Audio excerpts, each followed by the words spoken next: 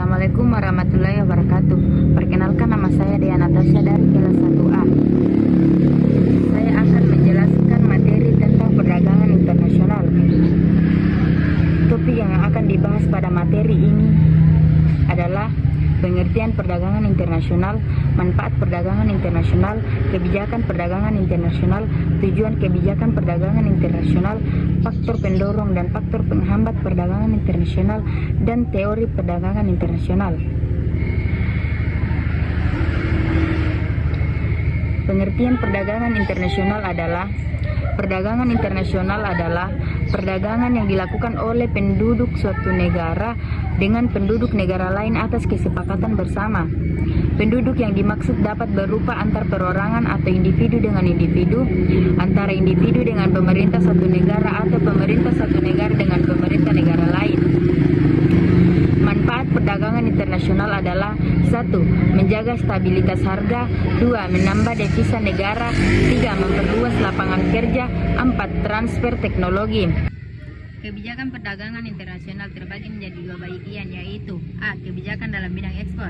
Yang pertama, tarif, pembebanan pajak terhadap barang-barang yang melewati batas suatu negara. Yang kedua, subsidi, alokasi anggaran yang disalurkan melalui perusahaan atau lembaga yang memproduksi, menjual barang dan jasa yang memenuhi hajat hidup orang banyak sehingga sedemikian rupa sehingga harga jualnya dapat dijangkau masyarakat.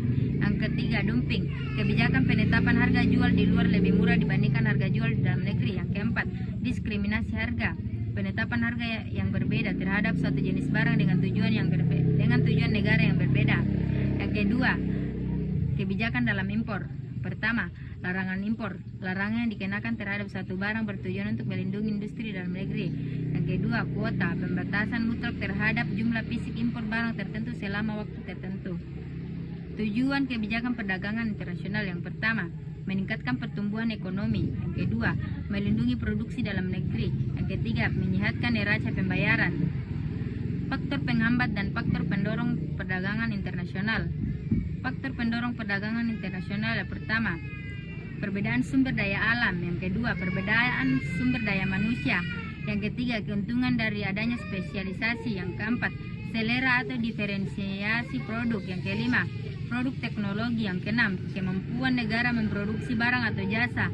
Yang ketujuh, perbedaan biaya produksi. Yang kedelapan, perbedaan sosial dan budaya. Faktor penghambat perdagangan internasional: yang pertama, kebijakan proteksi oleh pemerintah. Yang kedua, apresiasi mata uang dalam negeri. Yang ketiga, kualitas sumber daya yang rendah. Yang keempat, perbedaan sistem pembayaran antar negara yang sulit dan risiko tinggi. Yang kelima, terjadinya perang. Yang keenam, proteksi wilayah regional. Yang ketujuh, jarak antar negara atau biaya transportasi.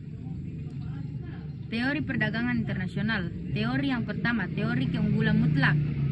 Teori yang dikemukakan oleh Adam Smith menyatakan bahwa setiap negara akan memperoleh manfaat perdagangan internasional apabila melakukan spesialisasi pada produk yang mempunyai efisiensi produksi lebih baik dari negara lain dan melakukan perdagangan internasional dengan negara lain yang mempunyai kemampuan spesialisasi pada produk yang tidak dapat diproduksi di negara tersebut secara efisien.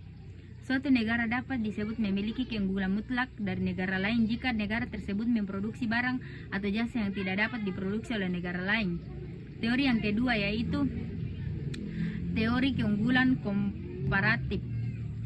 Teori yang dikemukakan oleh David Ricardo menyatakan perdagangan internasional terjadi apabila ada perbedaan keunggulan komparatif antar negara.